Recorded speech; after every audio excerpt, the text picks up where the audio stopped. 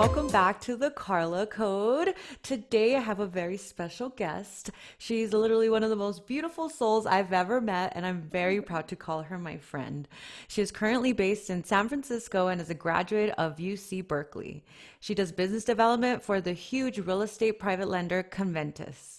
Aside from kicking ass at her work, Brenda founded SF Girl Bosses, which is a women's empowerment and networking group. And she also co founded a reinvestment group called SF Bay Real Estate Club.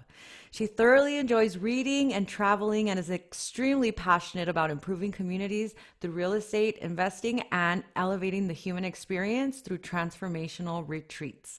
So, without further ado, I want to present to you guys my friend Brenda Chen.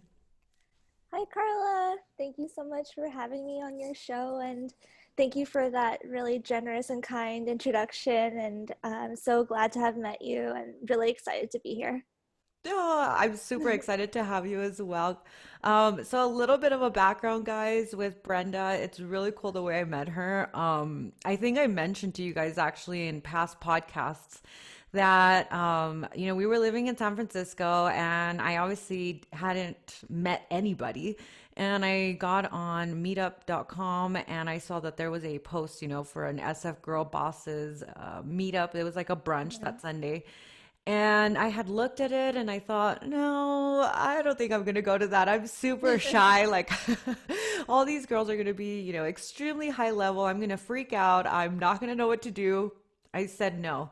And then somehow I brought it up to Luke and I told him, yeah, there's this meetup on Sunday, but I'm not going to go. And he's like, you should go. Like, put that aside, like, put your fear aside and just like do it. He's like, just do it. He's like, you never know what's going to come out of it.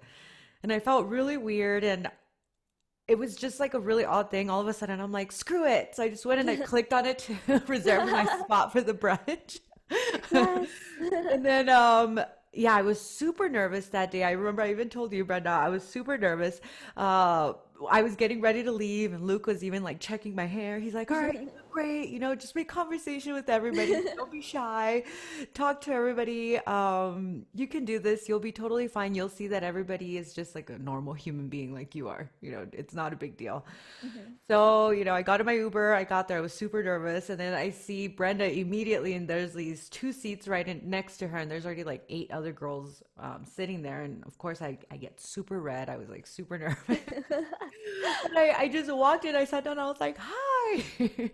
And sure enough, me and Brenda ended up hitting it off the most from anybody in that group. We Yeah, immediately saw exactly. a lot of similarities about a lot of the things that we, do on a daily basis and things that we believe in. So it was really, really cool to meet her. And I mean, immediately we made plans to meet up again, and then we met up again, and then I think we met up like three, four times afterwards. Mhm. And now, I introduced her to Luke as well. Now we're all like fully connected. I completely see this as being like a friendship for life. Yeah. So, yeah, that's a little bit about my backstory with Brenda, guys. That's so sweet. And I don't know, like when I just got this inkling like I have to host this brunch, and I don't really get that feeling that often. Like I host mostly speaker events, but one day I was like I have to host this brunch for some reason, and so I just decided like throw it on meetup.com. And then yeah, when I went there, like your energy was like so palpable. Like you're a very loving person, so I was just like, whoa, who is this? Like she's amazing. So yeah, I couldn't tell that you were nervous at all, and I was like, wow, she's so cool. Like she's traveling all over the world. Like I've been having the intention to meet people like you, so I think you just kind of like appeared in my life. And you're super inspiring, and you and Luke both, and so glad to be connected with you. And we both are so passionate about self-development. And when I heard about your podcast, I was just like, wow, you're making such a huge impact helping people and spreading your message out. And so yeah, thanks for being such an inspiration to my Aw, same life. with you. Thank you for being an inspiration. It's so awesome to meet you. But, I want to, before we go into basically like the topic of this whole podcast, can you tell my listeners a little bit about SF Girl Bosses and how you even started it? What made you want to start it? Like how did this whole process happen? And then tell them a little bit about, the events that you do and what you typically do on meetups, because like you said, you started it off as brunches and then you kind of started getting away from that, but then that you decided to do a brunch. But just, yeah, just go ahead and tell everybody a little bit about, SF Girl Bosses. Yeah, sure. So I started it around 2 years ago, and I kind of got the inspiration when I was traveling alone in Paris, and I didn't really want to do all the touristy things. I wanted to meet locals and see what their lifestyles are like. And back then, I had a mentor, Derek Sivers. He is actually a lot of people's mentors. He would answer life questions, big life questions, like "What's my purpose?" or "What do I do with my life?" And I asked him when I was pretty lost, and I was saying like, how do I find people who think like me or who have the same interests? Like, I don't really see that as much in my life at that point, and mostly the relationships were out of convenience, like living close to somebody, and they were really great friends, but I wanted to meet people with similar similar mindset, like similar interests. And so he said to join meetup.com, and kind of just decided to join that in Paris because I didn't know anybody there, and I joined this group. It was all women, and the energy was just so different. Like, I felt like I belonged somewhere uh, in a place that I had no friends, and I wanted to bring that back to San Francisco where I was living and create that experience for travelers and get that traveling experience myself, because that's what I love about traveling. It's those serendipitous moments when you meet someone that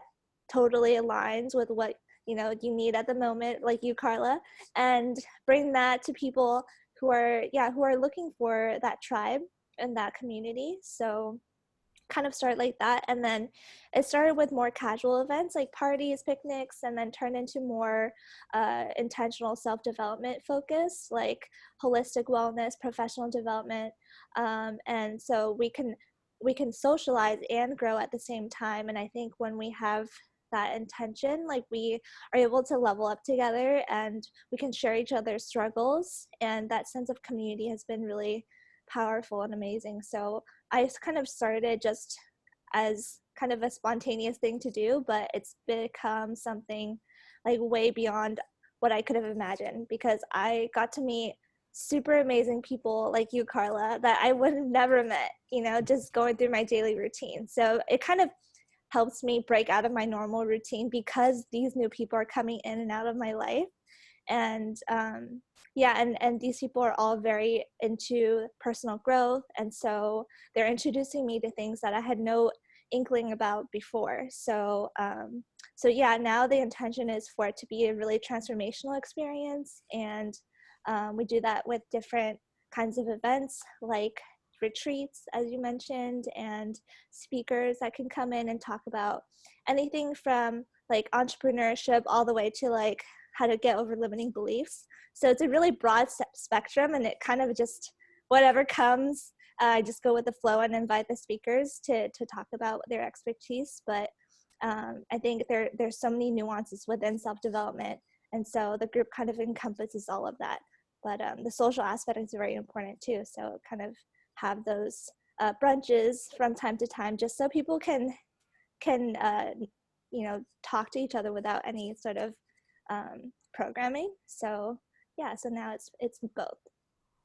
Yeah, you're really good at that too, because even when I did meet you, I told you I get really I guess the word is shy, talking to new people and introducing myself. I actually start stuttering a lot. I kind of freak out. And that's what I was telling you that day. I was like, this isn't normal for me. And you're like, really? It's like whatever to me. I'm so used to it. And I'm like, wow, I want to be like her.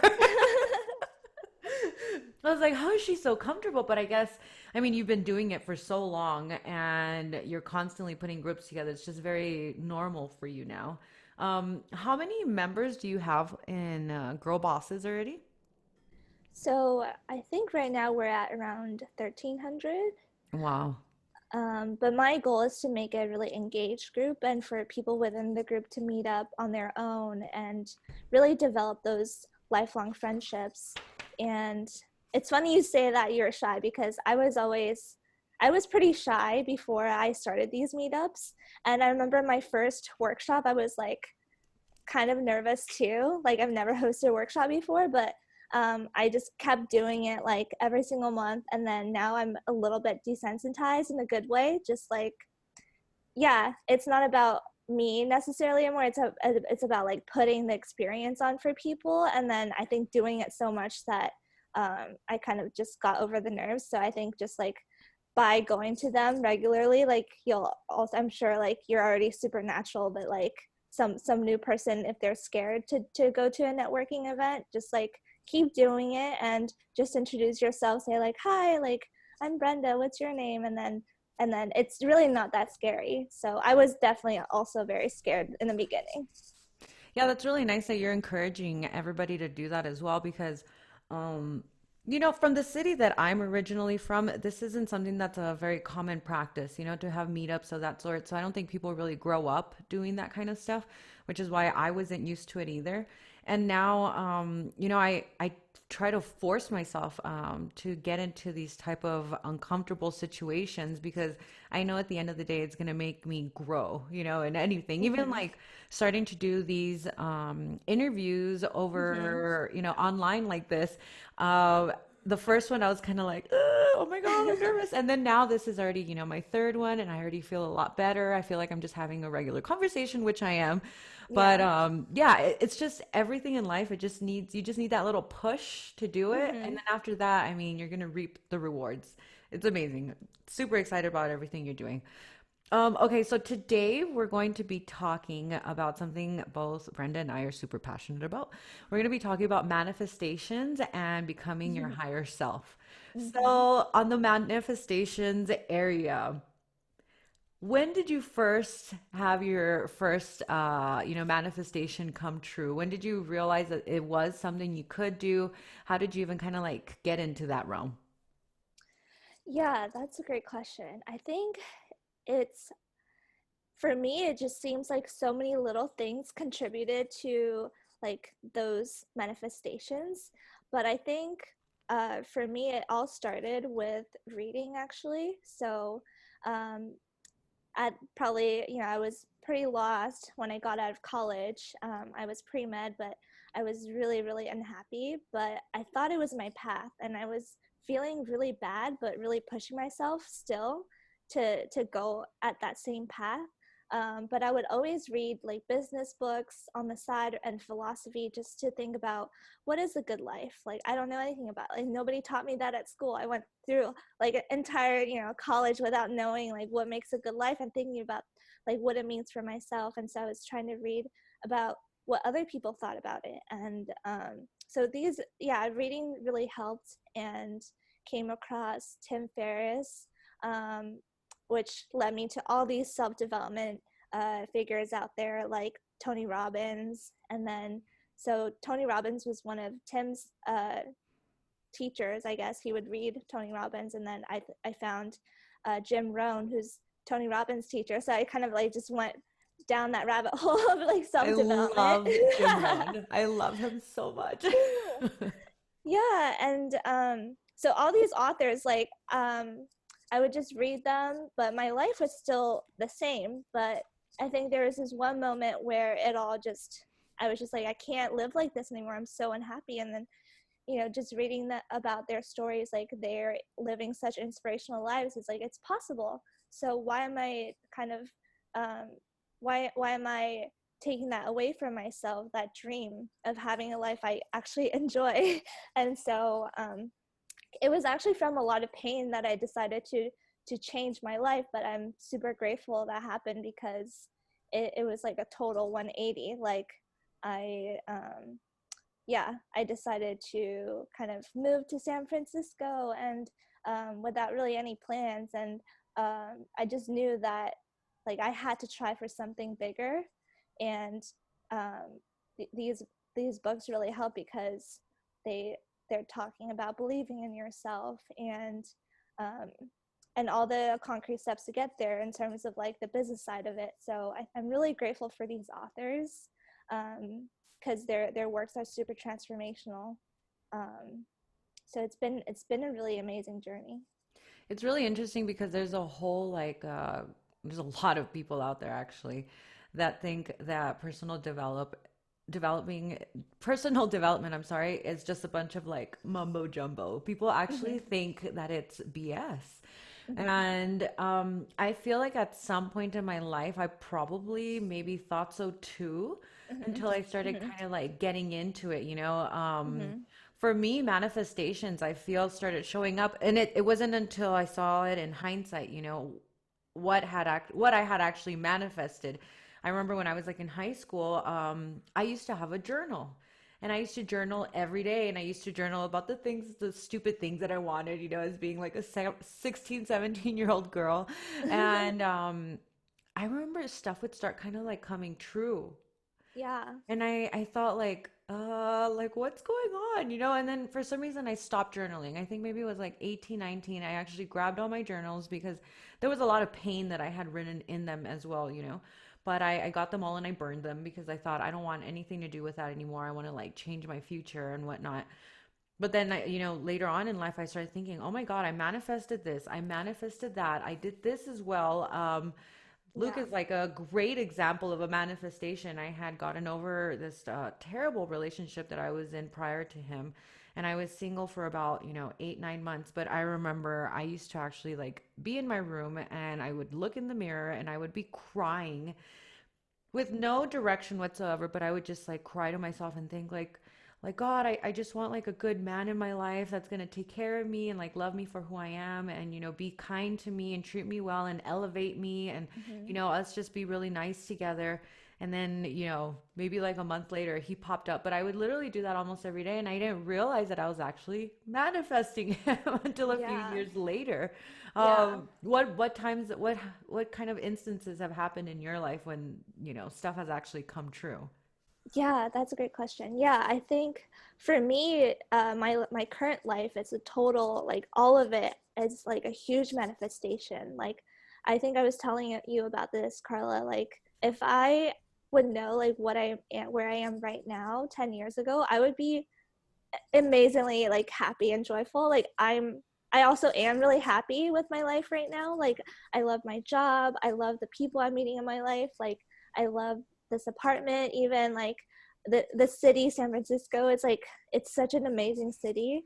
And my everyday experiences are just so out of this world. Like I couldn't have imagined these experiences. It's just all very magical. So I think, yeah, like every day I wake up and it's just like, wow, is this even happening? Because I was so different 10 years ago, even 3 years ago. Like I remember in high school, I was really, really just negative, depressed, and just couldn't manifest anything. Like everything, I just was in the scarcity mindset and just so negative. And it felt like things I wanted, like I couldn't get there. It just seemed like such a huge leap. And so that's why I'm such a proponent of these self-development books and courses and these people, because my life has transformed so much, and even my mindset and my thinking, I mean, it's still transforming now, and I think that right now it's even more accelerated. So I'm learning about it as we speak. Like even now, I'm still a student of manifestation, and it's all about thoughts creating things in your life. So like taking responsibility for your life. So I used to think like, oh, I'm just, all these things are happening to me. Like why? Like all these negative thoughts, and then blaming either my circumstances or using that as kind of an excuse for why I wasn't reaching for my dreams. But now it's like, wow, I'm a co-creator with the universe, and taking that power back, but also surrendering, like, and going with the flow of the universe. So it's kind of a balance and an art, and I'm still learning about it, but just really learning about how my thoughts create my reality. That's been a huge shift. And then instead of, I was absorbing a lot of content, which is really helpful. But then I also realized like it's important to tap into my inner knowing. And I used to go to like fortune tellers to like, oh, like what's going to happen in my future. And I think yeah, it's like they're really powerful people, but it's like I can also take that power back too. Like I can create my own future. and I can create my own visions. And so that's been a huge leap for myself, because instead of giving my power away and kind of just feeling separate from the universe, like being more attuned to what's happening, and then using those little signs to get to my intentional goals. So that's been all very new. Like I would say that the self-development never stops. So yeah, the manifestations are just they do come true, and it's something for people to experience themselves too. Yeah, there's this really nice quote from Jim Rohn. Hopefully, I'm saying it correctly, but he Yeah. says, if you do what you've always done, you're going to get with what you've always gotten. Yeah. So obviously, you changed what you did completely, right? You did like a 180, and that's why your life is 180 now. Hmm. Um, do you think maybe you would remember some of the things that you would do on a daily basis in the past? Like, would you like how was your day in the past compared to how it is now? Because I guess we can kind of go a little bit into like morning routines, for instance, right? I think Yeah. for like the longest time, me in general, yeah, it was just kind of it was just I had no control over my day either. I just kind of wake up, get dressed, go to work, be at work, be on social media all day, and then just wait until it was like 5 o'clock. I would get out of work, go home, maybe go to the gym, but it was never anything about, putting any good and new information into my mind. It was just kind of whatever the day had in store for me, I just went with it. And then Hmm. now my day is completely different. It's just Hmm. like I completely take control of my day because I now realize that what I put into myself during the day in general is how I'm going to be, feeling better about myself, thinking better, making better choices. So, do you think you remember maybe how your days were before and how they are now? Just kind of like a side by side in a way? Yeah, that's a really great question, because that's such an important question. Because I think before, I would wake up at the very last minute and then just like rush to get to work or to school, always wake up at the last possible minute, and sometimes even late, and then feeling disappointed, like starting the day feeling disappointed with myself, like having these intentions but not being able to follow through, because it is hard. Like we have so much going on in our lives, and it's hard to feel the energy or feel the motivation to get up at, like, that's that time that we had in mind. um so I had the intention to like wake up early for years, and I couldn't do it, and I would always hit the snooze button. I tried to listen to all these books about how to like wake up earlier, like Miracle Morning, and then I Yeah. would do it for 2 weeks and then stop, and it was really tough, and I would feel disappointed with myself. And it was only recently that I kind of understood like what how to accomplish what I do want to accomplish, like my higher self. So my higher self has the intention to get up early and really think about my goals and my life, like visualizing my life, my future, and then feeling grateful for my current life, and feeling loving towards like humanity and the environment and the earth. So that's like my higher self. But when I wake up and I don't get up on time, I'm just like rushing to work, and then I forget all that. And so what really helped me was a lot of self-forgiveness, actually, like self-compassion. And that seems counterintuitive. It's like, how can you like forgive yourself if you're waking up late and stuff like that? But so I was really hard on myself, but really having compassion like for myself, and instead of just like beating myself up, like being encouraging, like having encouraging thoughts in my head. And then also this idea of integrity with myself. So we have integrity with other people, like we show up when we say we're going to show up to a friend's dinner or something, but with ourselves, I realized like I was letting myself down. And so realizing like, wow, like I need to work on that personal integrity. And then also in a way that's loving. So it's a lot of mindset work for me. And then uh, instead of thinking like, oh, I just need to get up earlier, it's like I need to also sleep earlier, because it's not realistic to get up early if you don't have enough Yeah. sleep. And it's natural for my body to feel tired. Like I'm not doing anything wrong. It's just my body being tired. So so now my morning routine, like the most important thing is my meditation. Hmm. So I do the 6 phase meditation by Vishen Lakhiani. It's on YouTube and it's for free. And it's also on the app Omvana. So they go through like relaxation, feeling your consciousness, gratitude, forgiveness, visualizing you 3 years from now, visualizing your day ahead, and then feeling blessed. So kind of taking some things from the book Miracle Morning, which is also a really good book, but all compacted into 20 minutes. And so I think that's been the number one thing that's changed my entire day, even just the self-forgiveness and the forgiveness of people in general has been so powerful, and the gratitude. And I think for me, the forgiveness has been really transformational. So I feel like my body, like the tension is like decreasing a lot, and just like feeling more open-hearted. That's just been a huge shift. So I didn't even realize I was like I was having all these um, I guess feelings, like negative charges, as he would say. And I didn't even realize they were there until I started to incorporate forgiveness into my meditation practice. So that's been like doing that 6 phase meditation has been the number one thing I would say in my routines. That's really amazing. I haven't heard of that one. I'm gonna have to look for it so that I can do it. I'll try to like Yeah. put like a I can't put a link on the podcast, but I'll put it on the video podcast, the one that I'll be putting up on YouTube. Um, I love that you're talking about self-forgiveness because I feel that's something that a lot of people don't even think about. And I feel that, you know, a lot of us are really, really hard on ourselves. Like the way we Mm-hmm. talk to ourselves, our daily mind, like mind chatter is always so negative. Like we're just telling ourselves like the worst things. And I think girls are a little bit worse, if anything, than guys.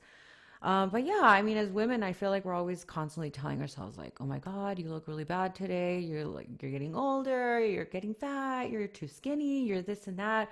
Like constantly comparing ourselves to Mm-hmm. the outside world and to what we wish we would be. Mm-hmm. But even like sometimes I'll let's say Luke will say something like, "Oh, I don't look good today," you know, and I tell him like, "Would you tell somebody else that you're friends with? Like, would you literally go up to them and tell them like, 'Hey, you look really ugly today?'" And he's like, "No," and I'm like, "Then why do you do it to yourself?" And that's something that I had to learn a lot as well is Mm-hmm. like you can't be telling yourself all these terrible things because you would never purposely try to hurt someone else. Why are you Mm-hmm. purposely trying to hurt yourself and make yourself feel bad? Mm-hmm. But I really love the whole talk about compassion and just being kinder to yourself and forgiving yourself for things in the past and things that you may have thought in the past. That's really, really important. I'm gonna actually have to start doing that in my daily routine because for me, I have, you know, I have my meditation as well. I have my gratitude. Mm-hmm. I have this thing that I call the self mirror talk where I go and I tell myself like nice things. But Mm-hmm. I don't think I ever had anything like compassion for myself on my list. So that's really, really cool that you're doing that. Yeah, I it's totally new for myself too, and I haven't even been doing it for that long in the grand scheme of things, like maybe like a month or two, but it's just crazy productive actually. Like you would think like, oh, self-compassion, like that's kind of nebulous, like who knows what it, like what effects are you gonna get, but it's very like like experientially, like it's very tangible. Like I feel myself becoming more confident, and I feel like my self-doubt's going away because I know that I embrace all of myself now. Like I'm working on it still, but it's not 100%, but I'm working on uh, being less judgmental of myself. The self-doubt, I had a big thing with self-doubt. Like I would always judge myself for having self-doubt, and then think it was also absorbed from other people, but I would always be really hard on myself on that, and then also having judging myself for judging myself. So it's just like a constant loop, and Yeah. then I realized like, wow, like it's really innocent. Like why am I so hard on myself for having self-doubt? Like it's not like it's not anything that bad. It's like natural. And so embracing that side, and then embracing like the critical side of myself too, is like, okay, that's just me trying to make myself better. Like it's not, embracing that too. So I realized like those things, like the judgments were kind of, it was like me putting a brake on my self-development. So I would try to like go as fast as I can, but then I had these things, like these thoughts that would hold me back. But now just like smoothing those out, it seems like I'm going a lot, just like a lot faster towards my goals and my dreams, because there's not these like negative self-talk loops in my head. And I think that's why the meditation has been so powerful, because I'm detaching from that now. It's like I'm noticing it more when I do get into that state, and then I realize like, wow, we have, our minds are so powerful. Like we can change that instantly. We can change our states. Like we have the power to do it, and it's like a muscle. We can kind of harness that and change from a negative to a positive state in an instant, like if, because our minds are so powerful. And one thing that I really like about Tony Robbins is that he always says, I choose to live in a beautiful state every day. So it's a choice. Mm-hmm. And that's the most important thing. Like for me, I used to think like, oh, I need to get this material thing to be successful or have the status or have these validations. But in the end, it's like, why? I want those things because I want to feel a certain way, but I can feel that way right now. So, and like in all the Totally. manifestation books, they say like your feelings draw those things to you. And the more you feel like you don't have it, the more it's going to like run away from you. So that's what I've learned about the manifestation. And I'm still practicing and experimenting myself, but just knowing that we have the power to change our own states, that's been a huge realization for me. Yeah, as far as like being able to change like our own state of mind, that's something that I've been getting better and better at. And it's mainly because of meditation. Like, meditating is incredible. And I feel like a lot of people are barely learning about it now, but it's great because finally, everyone's learning about meditation. And I've been really strict with myself.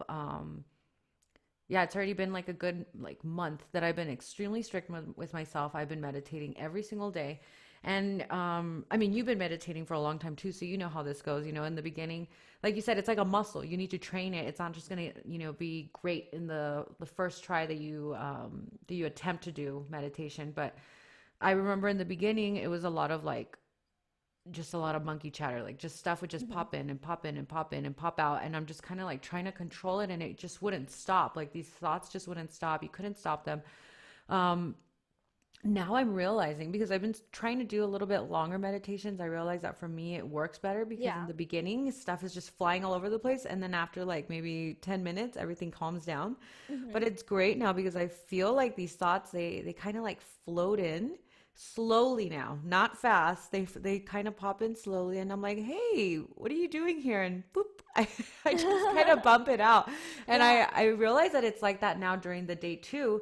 I'll be having some kind of dumb thought just pop into my head, something negative, and I catch it. I'm just like, "What are you doing?" So I'm literally having chatter inside That's a my head. huge win. Yeah, when you can do that, that's a huge win. Yeah, so now I'm just like, whoa, why are you thinking that? Okay, let's Yeah. stop and think for a second. There's no reason to be angry right now. Everything's fine. You're Mm-hmm. just getting like in a bad mood out of nowhere, like calm down. So that is what I think has been like the most useful thing out of meditation. And then also I find myself yeah, just being a lot more compassionate. Like if I see somebody maybe is being a little bit rude to me, I stop and like I really like ponder on things. Mm-hmm. It's like, I mean, it's completely life changing. And I know a lot of people are very resistant into getting into meditation because they think, oh, it's not for me. I can't do it. How long have you been doing meditation already? I know you've been doing it longer, I think, than I have for sure. So regularly, maybe only a few months. So I totally understand everyone's struggle. Like I've been intending to meditate for such a long time. I would hear it in podcasts, articles. Like Tim Ferriss has this like Tribe of Mentors book where like almost every single person in that book meditates or has a meditation practice. So I've been wanting to for a long time, but I couldn't do it. And I think what really helped me is actually guided meditations. So if I sit there, I know like it's really tough to control my thoughts because I might just sit there and be thinking the whole time and it's not really meditating. But like I think the guided meditations really helped me get a lot deeper. And my friend Emily Leahy, she's a meditation teacher, and she and I hosted a 4-week meditation series. And so because I was hosting, I had to go. And so each class was 90 minutes. And so I think that was kind of the start of me being committed to this practice, because I had the intention, like, okay, I've been wanting to do this for so many years, and I really couldn't really feel the effects when I did it. Like I would just think the whole time, and then I was like, okay, I'm just gonna commit to trying it out every day, every week for 4 weeks. And then after that, I signed up for a few classes, and then I found the 6 phase meditation, and then just again, like, being compassionate towards myself, because sometimes I would fall asleep. Yeah. Oh my God. I fall asleep a lot. It's so bad. I get mad at myself too. I'm like, dude, you can't be falling asleep. But I just start kind of like, Yeah, I mean, it's part of the journey. And I think in the end, the compassion is powerful, because I'm not criticizing myself anymore. It's like, okay, at least I tried to do it this day. I'm gonna do it again, like tomorrow or tonight. Like, being more positive about it just really made me kind of keep up the practice. And then have as I have been doing the practices, I'm feeling the effects. So the effects make me want to do it more. So it's kind of this really positive feedback loop. And yeah, so I understand the struggle of people who've been, I've tried like different apps, like, I think you really have to find the app for you, like the meditation app or like the practice that works for you, because not everything works for people. Like, even really popular apps I didn't really like myself, and I couldn't keep doing it. And it was only till I found this one, and it might be different for everybody, that I was like, wow, like I'm feeling the effects, like. And it's, yeah, so I would just say, if you're trying to get into the practice, like, don't give up. I know it can be hard, but like, once you kind of make that commitment and experience it yourself, like, you might, yeah, it might just change your life. So it's definitely worth trying. yeah, the ones that I love doing are also guided meditations. I don't know if you've heard of him. It's Michael Seeley on YouTube. Have you ever heard him? Oh no, I haven't. No, oh my gosh. Okay, so he has like this British, very calm voice. Oh wow. Yeah, and I literally, those are the only ones that I can do. They're guided meditations, and I really just completely get lost in those meditations. Like, I'm just in there completely. I feel it completely. Yeah, some of them are more along the line, I guess, that he calls them hypnosis. Mm. So yeah, I do like 30, 40 minute long ones every morning, and I am in the best mood after that. He does certain ones where they're kind of, to try to like get you out of that mental block so that you can succeed in life, Mm-hmm. or meditations for positivity during your day, meditations for forgiveness, like a lot of really nice things, and they completely shift my mood. I really, really enjoy those. I recommend those to anybody out there. Michael Seeley on YouTube. Wow, amazing. I'll look into that myself too. Yeah, no, Thank you. you definitely need to. So I remember that because guys, a little bit more about Brenda. So she's like very successful. She does very, Oh. very well for herself, and she's very young. I don't know. Would you want to say how old you are? Is that okay? Okay, sure. Yeah, I'm 26. She's 26, okay? So she does business development for Conventus, and a little bit about them. Since 2015, Conventus has successfully originated and funded over $1.6 billion in real estate loans. And Brenda is a huge part of that. So, yeah, at one point, Brenda was very unhappy from what she had told me before. And she literally started doing all of these things, working on manifestation, personal development. I was working at a hospital when I first moved to San Francisco, and I still love, that whole environment, like improving people's health. And I really respect the community health and healthcare. Um, but I was not, I was barely able to support myself.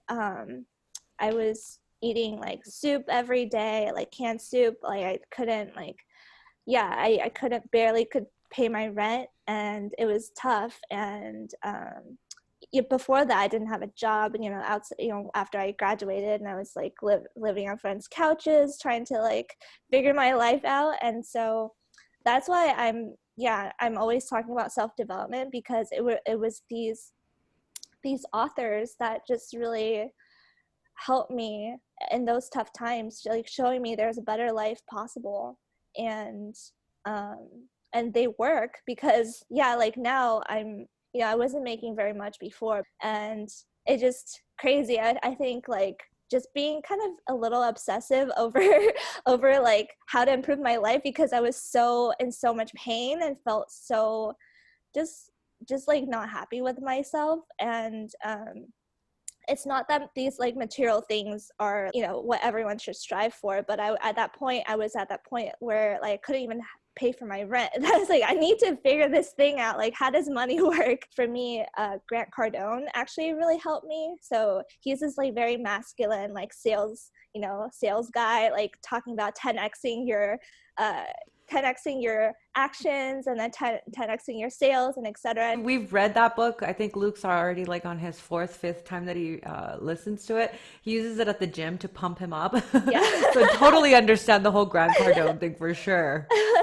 Yeah, he's really great at motivating people. So I would just, there are so many books on Audible where it's like 15 hours long, like 10 hours long. Like I would just like listen to them all day to drown out my negative inner self-talk, because I realized I was doing it, and then I want to like replace it eventually with my own voice. But then for the time being between that, like with these really powerful people that have kind of the skills to help me. And so I read a lot about that, and then I got really into spiritual development and like meditating and learning about like the other side of money, like using it as a force for good, and like using it for like my highest values, and like using it as an energy to promote like love, and like to promote things that I care about. And so Marianne Williamson has a really good book about money called The Law of Divine Compensation.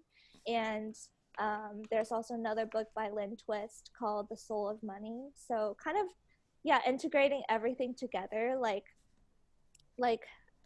the tangible things, like, oh, I should probably like, in sales, it's like a numbers game, and they need to like set up these number of meetings in order to like do this volume. But the spiritual side of things is like, how do I use this energy for my highest good? And so I've been investing like the money into my own self-growth, like back, and then into the communities, and then yeah, just providing the best experiences for people, and having the intention like, okay, why do I want financial success? Like, I want financial success because I want more control over my time, and I want to empower people to have control over their lives and live the lives that they dream of. So that's the why.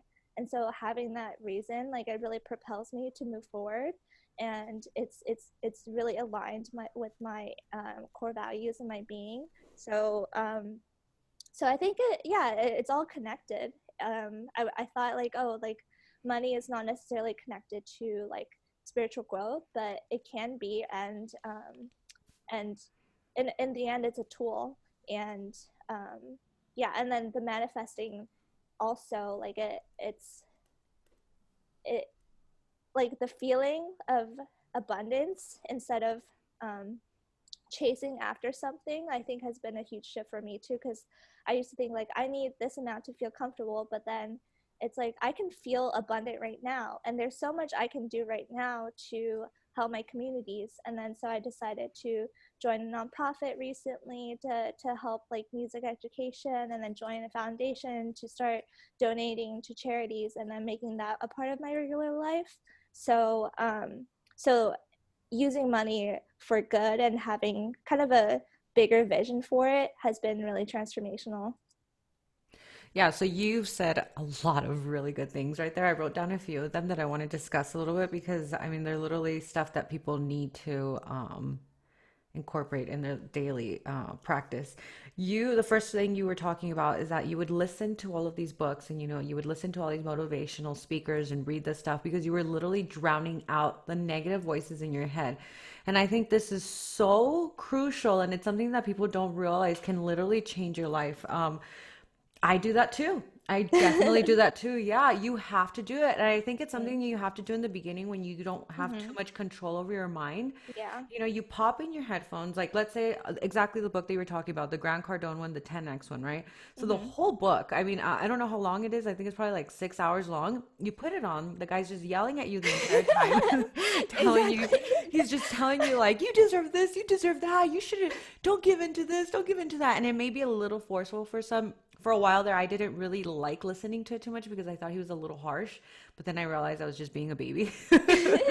But you have to have those kind of like voices in your head telling you, literally, they're coaches. It's like if Yeah, you were in a coaches. sport and you were playing basketball, for instance, and you probably wouldn't be doing all the things you're doing, correctly if you were just kind of directing yourself. But if you have your coach telling you what to do, where to go, you're going to do those things. And it's crucial to literally drown out those terrible voices in your head that are telling you.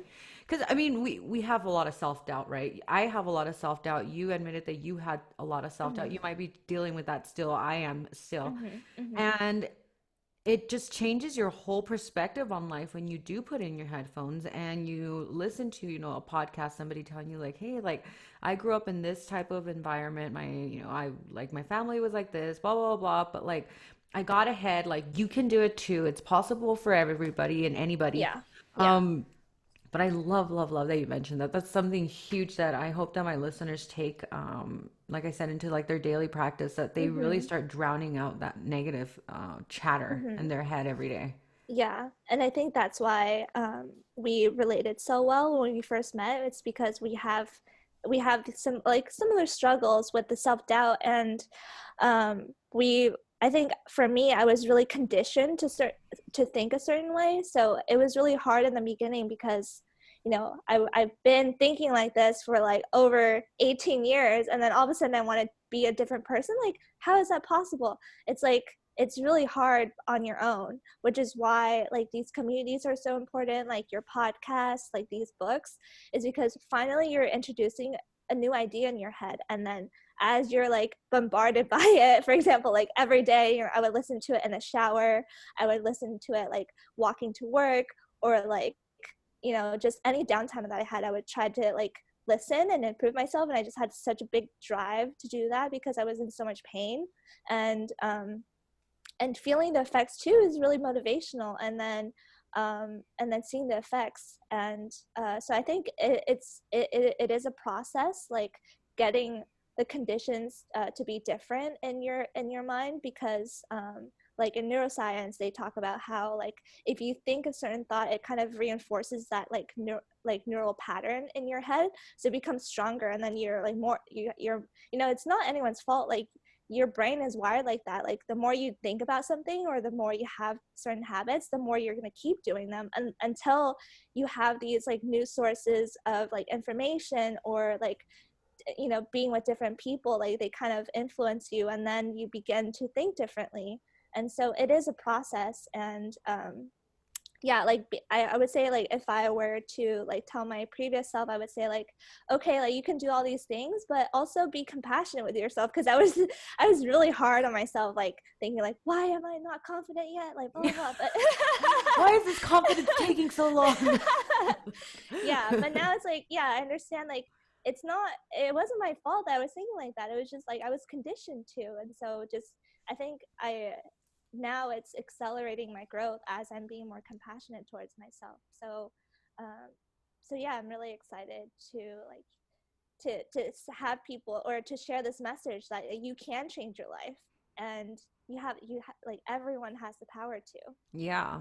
When you're talking about being conditioned to think a certain way. So, I mean, I've mentioned it probably on my podcast several times, and you probably know this too. I mean, I grew up in a very low income Mexican family, and the mentality since I was little is, I mean, there wasn't anything about striving for anything great. Anybody that got to any type of greatness, it was just by luck.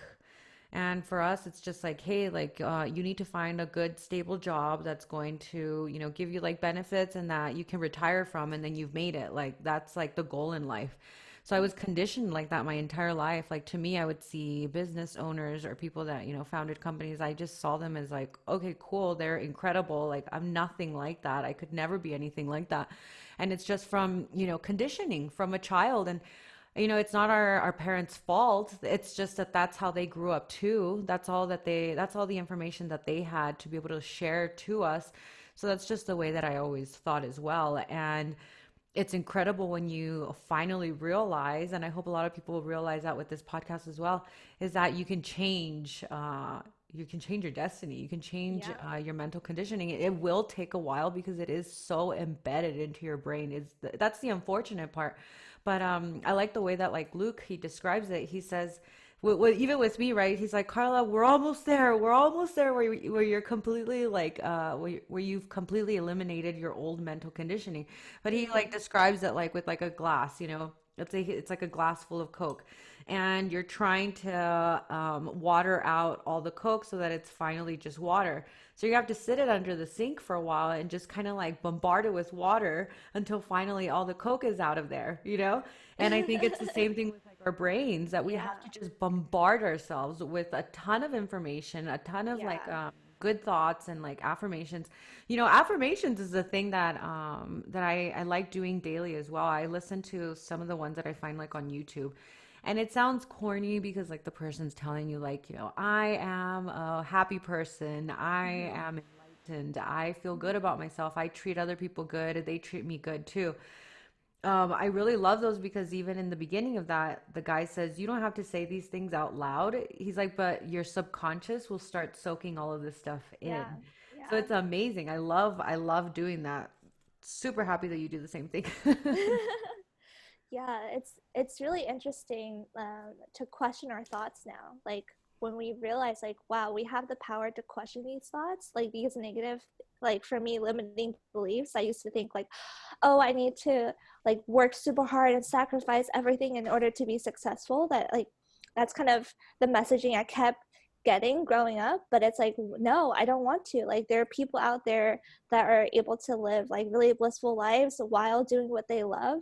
And so I started to question my those beliefs. It's like, is that really true? Like I choose now to believe that it's possible to live a really successful life full of joy, without having to sacrifice my own personal life. And so yeah, it was a really powerful step to like start questioning these negative things too that I was thinking, and then realizing like they're not even true. Like even just because I repeat it over and over in my head doesn't make it true. And so now it's like, okay, now these are the new beliefs I want to install into my system. And so it's kind of like you said, like the intention of this like podcast, like how do we live from our higher selves? And it's like, yeah, like questioning these beliefs, and then from your higher self instilling the beliefs that you want to have, and then um, living from those higher values. And yeah, like the affirmations work really well. Like I put like affirmations all over my apartment and just like seeing it every day, like little things on my phone. And yeah, I think little things like that really add up. No, they totally do. Another thing that you mentioned, which is amazing, you were talking about how money is good. There's that saying, where people, it's a saying that money doesn't buy happiness. But when you start looking at money differently and you start realizing, like, hey, with money, I can actually do good in the world. I can actually give back. Like you said earlier, it would buy you your freedom, basically, to be able to do what you want with your time every day. And then in turn, you're using it for yourself. You're investing it back into yourself, back into becoming better. Can you tell us a little bit of how you do spend your money now on yourself? Because I know you go to a lot of like conferences, you do a lot of different things of that sort. I know you read a lot. What kind of things do you do? Yeah, those beliefs I had too, which is why I think it was so hard for me in the beginning. Like I used to think like, oh, like money makes people so stressed out and it's so complicated and you might lose it on all those things. But then getting to the point where I didn't have anything and I was so miserable, and it would actually change my life if I could like pay for better food or like, things I wanted, like going to like yoga classes or, whatever would help me with my health and my life. And so I started to believe in something different, like that money is a tool that can help me.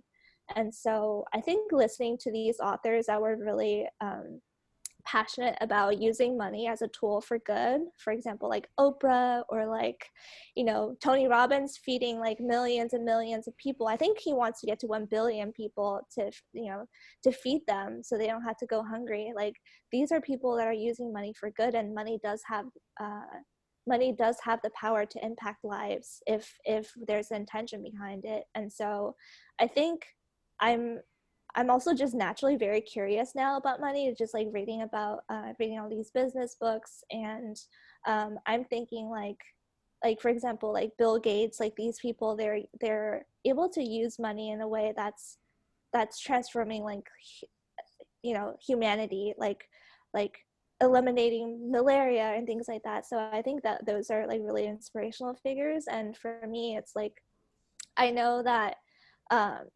money, I think there's a saying like it's actually poverty that leads to these like bad things happening. Like, it's not through it's like that poverty mindset. It's not even necessarily about like the amount. It's like having the poverty mindset to like hurt somebody to get what you want, that like that's the evil, I guess, behind it, not the money itself. Because abundance, like when you feel abundant, you want to give to people, like you have the power to.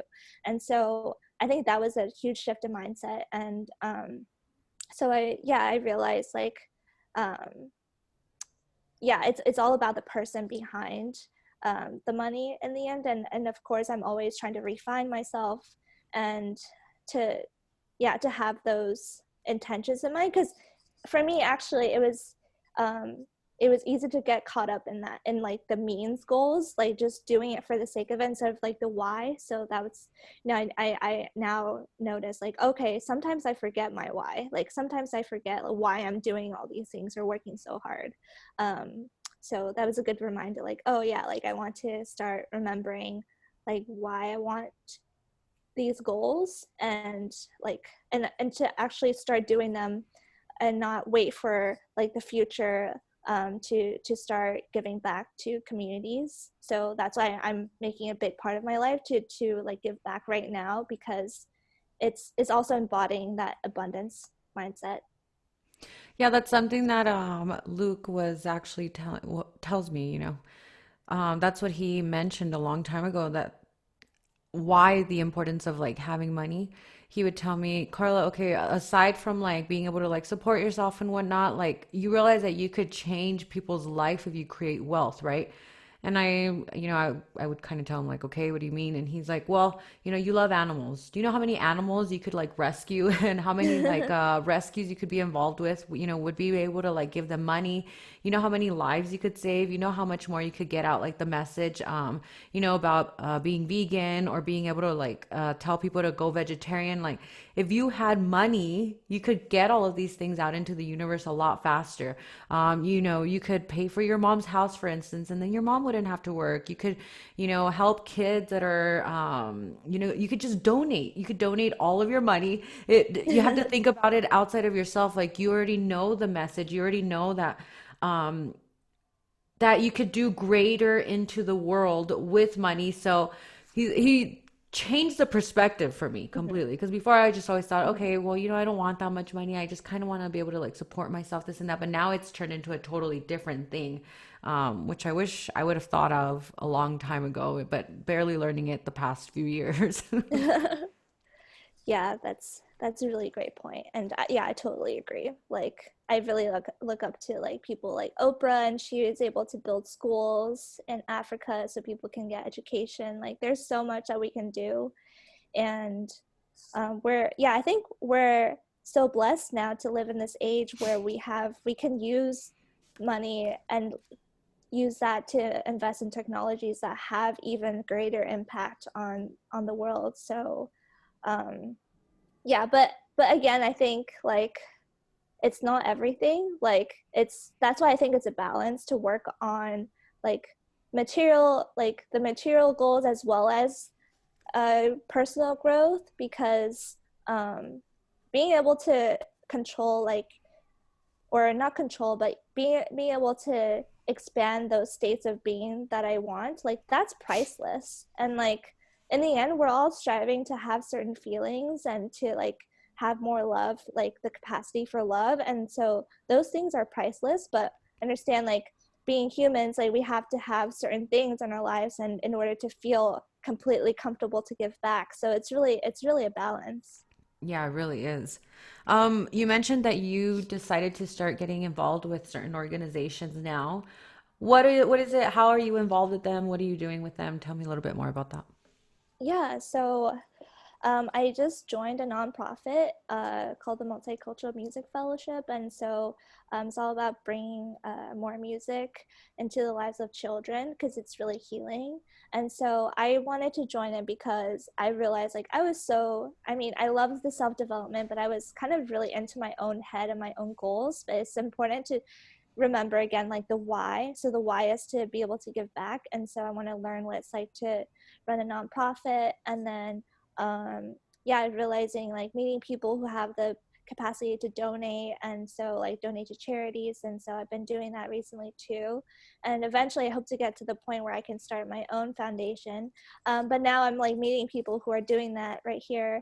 And also I think it's really been really interesting to hear like how they think of it. Like they, for example, like the person that really inspired me with his foundation, he was saying like he doesn't want it to be, he wants to give people a fishing pole, not fish. Like he wants people to be able, like he wants people to give people books, and he wants to donate to charities that don't just want to that just don't want to get like give resources to so they can consume that, but like give them the tools so that they can change their own lives. And so now we're researching about organizations that are doing that, like transforming people instead of just giving them things to consume or just to like short-term like relief, which is important too. So but we're more focused on like giving people the fishing pole or like the means um to accomplish the things that they want and to transform their life. So yeah, it's been pretty new to me, but I'm excited just to learn about the mindset behind giving and kind of embodying more of the why I'm doing what I'm doing, because I realized before that I was kind of working hard just for the sake of it. But it's really great now to be able to do the things that I think that I would do maybe 10 years from now and see how it goes. And so yeah, like realizing like, oh, I have the power to do what I want to do in the future right now. That's what I love about you is that whenever you want to be in some sort of like when it came to being involved with a nonprofit, right? You're thinking, okay, one day I would like to start my own nonprofit. And you took the action of, going and getting involved in it. And then now you're surrounded by people that do have their own, nonprofit. So now you're learning from them. So that's what I love that you do in particular, because whenever you want to be something, you go and you get involved with those type of people. I think that's super, super important. Wow, thank you so much. And yeah, I think yeah, the mindset stuff I'm realizing now. I used to think like, there's a hierarchy of needs. Like we need to work from the bottom up to the point where we can self-actualize. But now I'm thinking like maybe it's possible to work from the top down and like so embodying those states that I want, and then it just happens spontaneously. Like it's really crazy. Like you said, the manifestations. Like I didn't actively search for things, but it's when they appear I'm like, yes, this is definitely it. And so like when you mentioned like what how much I invest in self-development, I mostly just go with my gut. Like sometimes it doesn't need to be a huge dollar amount to change your life. Like if I listen to like the 10x rule 10 times, for example, that's probably worth like millions of dollars potentially. And Totally. so that book might be like $20, but it's really how much we can be grateful for the resources we do have. And we do live in an age where it's so crazy. We can have access to any single book, you know, just like instantaneously. And we have access to all these people. And so really cherishing that and like really making it the most for yourself. um, I think it has been really great. And I'm also working on it myself. Like sometimes I would get a bunch of courses, I might not finish all of them, but now it's like, okay, can I like get into the state of gratitude and just like really focus on one book at a time and like really like absorb it and putting it into action. Because one struggle I had was like absorbing all these things, but then thinking like, oh, like I'm transformed, but it's like, no, I actually need to put those things into action and then see what the results, instead of just looking for the next piece of information. It's all about embodying that and then like putting those into action. Yeah, I love that you just said that that we need to be grateful for, even the opportunity to be able to read these books that are worth so much more than they're selling. I mean, yeah, they're like $15, $20, but the information in these books is like invaluable. It's really, Mm-hmm. really crazy. And people see books, a lot of people are just kind of like, oh, I don't like to read. I don't want to do that. It's boring. And it's anything but. You're Mm-hmm. totally right. I mean, listening to Grant Cardone yell at you all day long. I It's like feel having like him as a personal coach. exactly, and Yeah. that's worth so much more, and I feel like a lot of people don't realize that. I mean, you should be paying 20, 30 thousand dollars to be able to like listen to the information that he has. These people have insights that a lot of, I guess, normal people don't, and when they're sharing it with you, I mean, yeah, we should be grateful. We should be super, super grateful that not even that it doesn't cost so much, 15, 20 bucks. I mean, people go to lunch and they spend that much on their own meal, and to be able to get the information that you can get out of these books, it's just like it's mind blowing that it makes me, and here's where the compassion, the self-compassion has to come in. It makes me a little bit angry at myself that I didn't Oh. start reading these books earlier. I wish I would have like gotten into them a lot younger, but I mean, it's better now than never, right? Yeah, yeah, and you are doing it now, and not only are you doing that, you're sharing your message out with your podcasts.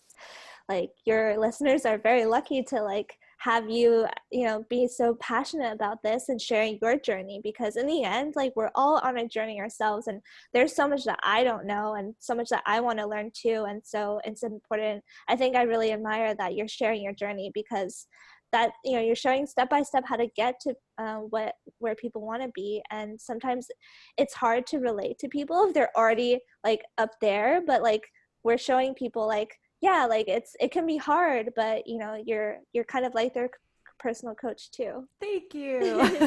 Yeah, no, that's something that I've said since the very beginning too, because I for no reason want anybody to think that that I think of myself as somebody that knows everything. It's anything but that. I'm not an expert at all. I know that I'm not.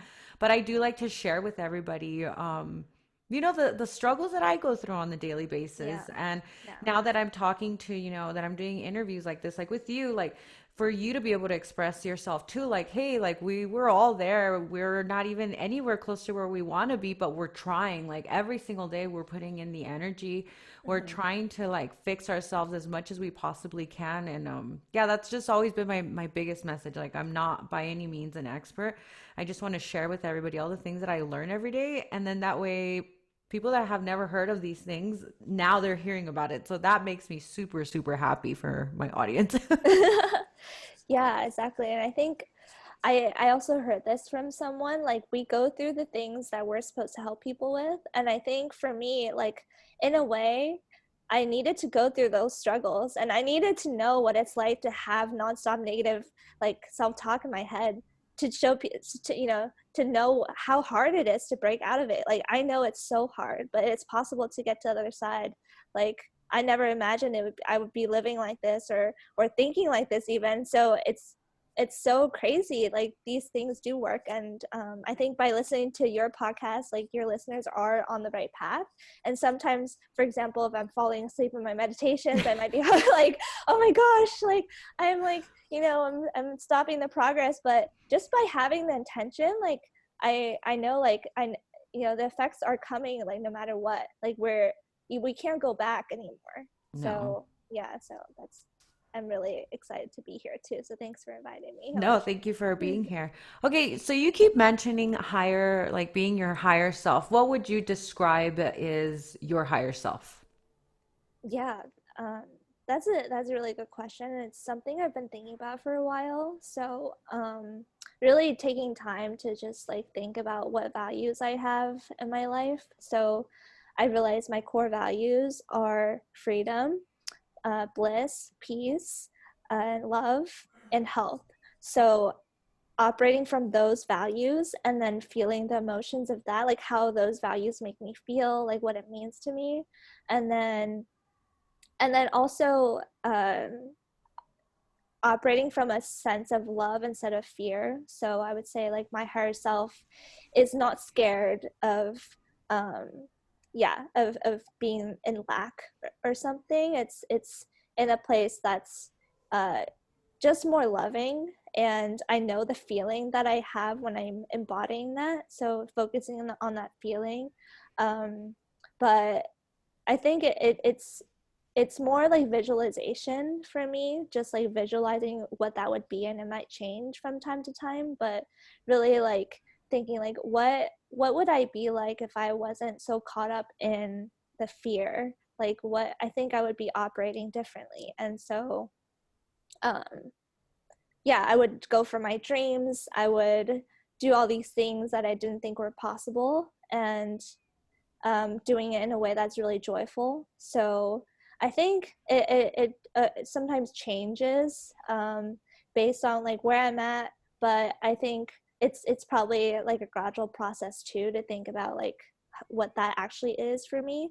But I think having that as a reminder, like what I want to be like, and then embodying that and then doing it has been really great for me, because then I'm less attached to like certain thoughts that just appear spontaneously, and I realize like that's not my higher self. Like my higher self wouldn't be criticizing myself like that, and letting it go, and then having adopting new beliefs and new actions. So that's how I go about it. How do you find yourself whenever you do visualizations? Do you do it while you're meditating? Like, do you sit there and you actually start kind of like thinking and feeling? Because this is what I do sometimes. I just started kind of doing it recently. I sit there during my meditation, and then, they'll tell me during the guided meditations to think about myself, what I would want to be like in like 5, 10 years, for instance. And I actually like visualize like what I would look like, what Mm. some of the things I would be doing, how I would be feeling. I really, really think that practice is super important. But is that kind of what you do as well? Yeah, I love that. That's really beautiful. For me, I it's pretty new to me, and I was having trouble visualizing. But it's also like a muscle. Like the more I visualize, the more I can do it. And for me, I do the 6 phase meditation that has the guided visualizations, and it's all about like what feelings do you want to have, and like what are you seeing, and for me, I try to imagine the healthiest and strongest version of myself, and doing things I think are just like completely out of um, like my capacity at the current moment, but like doing like really big things, like on a private jet, or like things it's like different every time I visualize, but it's like Yeah. just practicing the imagination. Like Albert Einstein said, imagination is more important than knowledge. So like really we can imagine anything in our minds, and then the more we do that, the more it'll come to life. And so just practicing it with uh, different things. But for me, it's all about the feeling that I want to have, and then that loving energy, and that and expanding on that. um yeah. And what about you? Like how, like you mentioned you visualize your higher self like 10, 15 years from now. Yeah, I do. I've been sitting there, just kind of visualizing some of the things I would like to do. I probably won't say it on here because they're kind of like they're probably funny gold. But I mean it has to be like that, right? You have to like think about yourself in a way that seems almost crazy, that people would probably think that's crazy, but that you have to think about that, because if you can't even imagine it, how are you ever expecting these things to come true? Hmm. Yeah. So yeah, I definitely sit on that. I feel like I sit on most of like the feeling of what it would be Hmm. like to be who I would be in the future, like the feeling, like thinking like, oh, I'm so happy that, I have all of this, wealth that I'm able to give away in a sense. I'm so happy that, I have my own rescue. I'm so happy that I live in this place and I'm able to do all of these things and I'm able to, pay for all of my mom's things.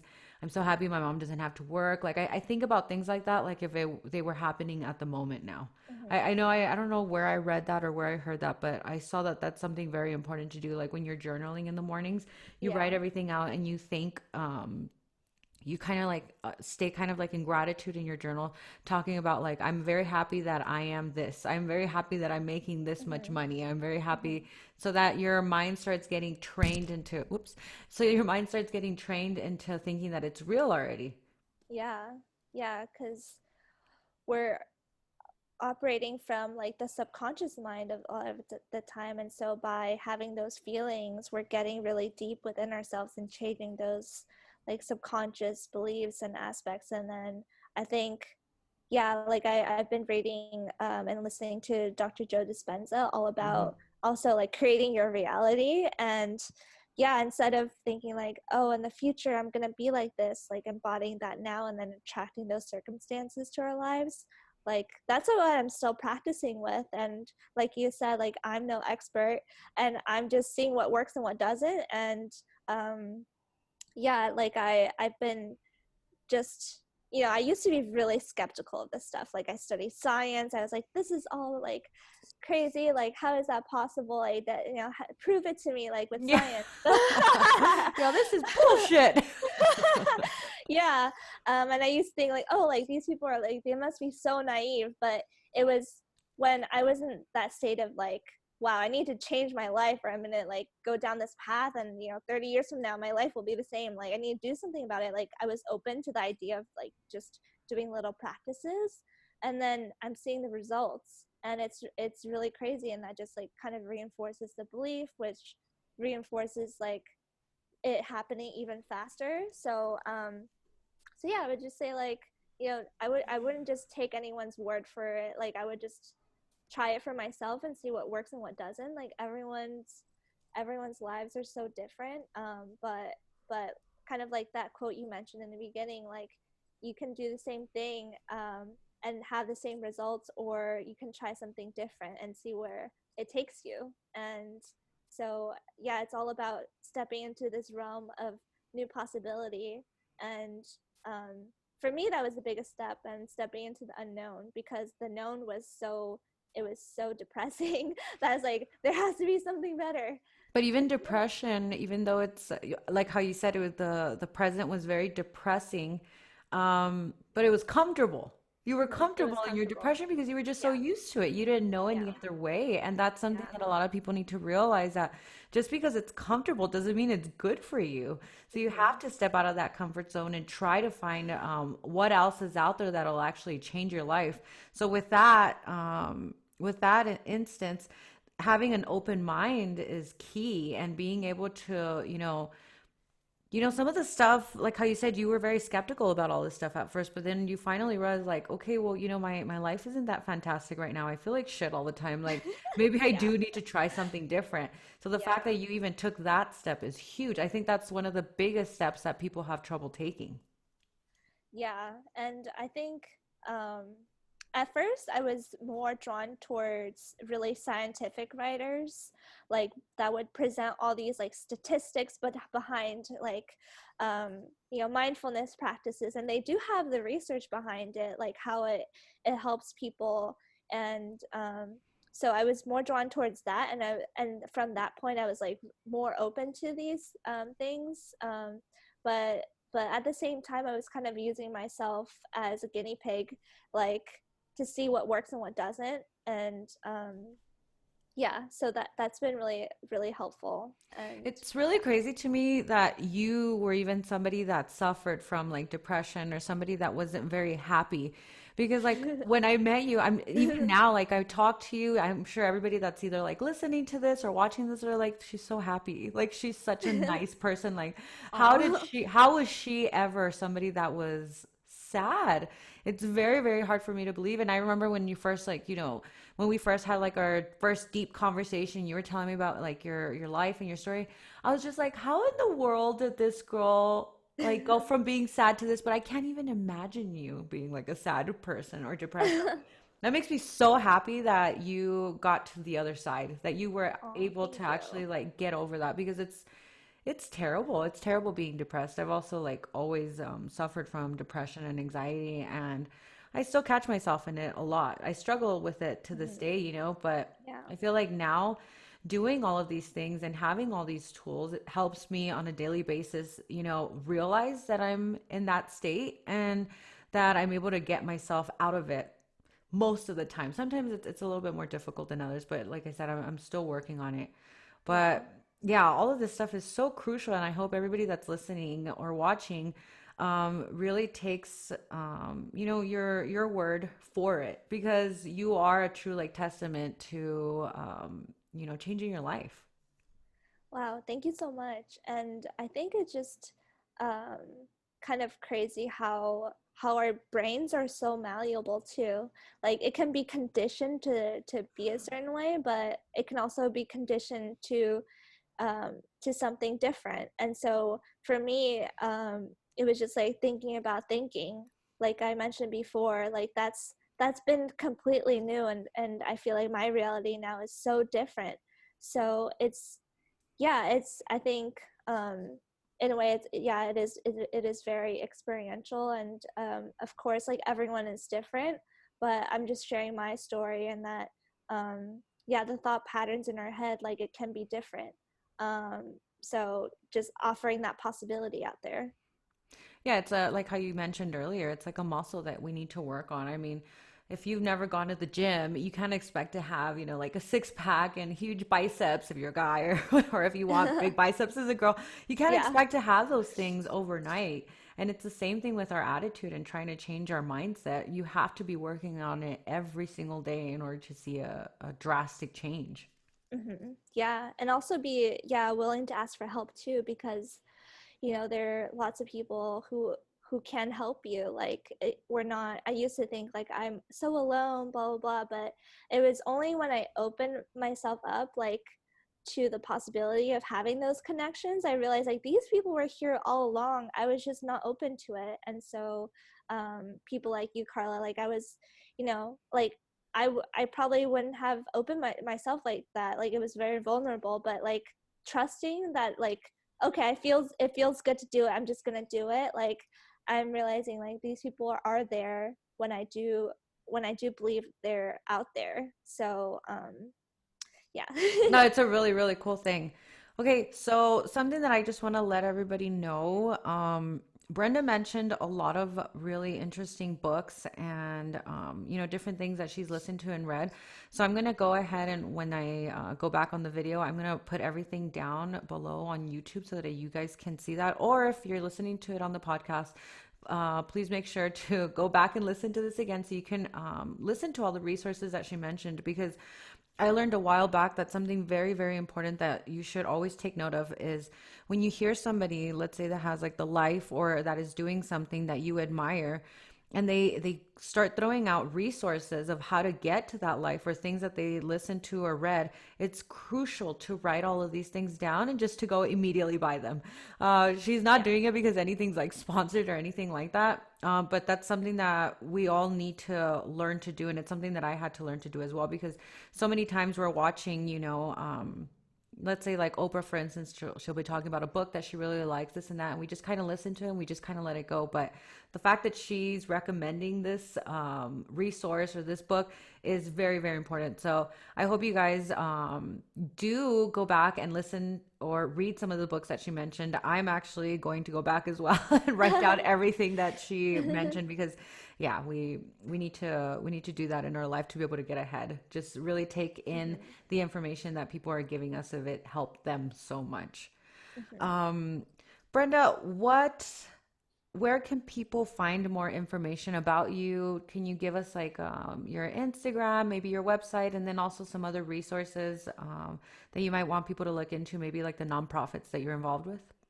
Yeah, so my website is brendatchen.com. So BRENDATCHEN.com. And it has everything I'm working on. And eventually, like the nonprofit stuff is going to be on there.